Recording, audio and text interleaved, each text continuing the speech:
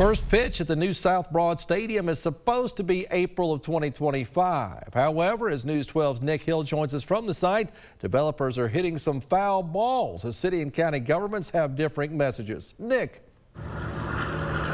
Andrew, 2024 might be a new year, but the Wheeling Foundry located right behind me looks exactly the same as it did in 2023.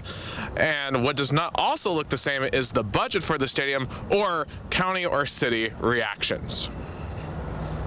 We are in the midst of probably the greatest construction cost escalation environment in my lifetime. The developer of the South Broad Stadium, Jim Irwin, says the price of the project has risen from $80 million to $120 million. However, he says that burden will not be felt by taxpayers. The private sector is stepping up and covering 100% of that escalation. So there will be zero additional dollars asked from the city or the county for the completion of the stadium.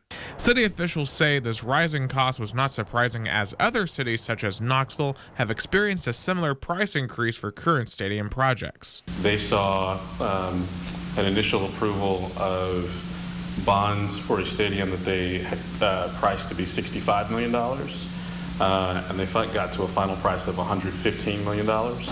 However, the proposition that the project has not changed is not agreed upon by all leaders. Hamilton County Mayor Weston Wamp sent us a statement saying, in part, quote, "To say the stadium deal has not changed for taxpayers is inaccurate." Mayor Wamp argues that a $40 million loan from developers would require $100 million of tax dollars towards the project over the next 30 years at current interest rates. As for the projected opening date of the South Broad Stadium for April of 2025, Freeman says that will likely be delayed. Right now, we're probably looking at the ballpark being ready right around June of 2025. So right now, there's roughly about a two and a half month delay. Freeman also said despite the various issues with the project, the city is still optimistic about its impact on Chattanooga and its ability to be profitable. And the Chattanooga Chamber of Commerce will be holding a public meeting with an update on this project, in which Freeman told us earlier today to expect to see the final master plan. We'll have more coverage for you throughout the week. Reporting live on the Chattanooga South Side, Nick Hill, News 12.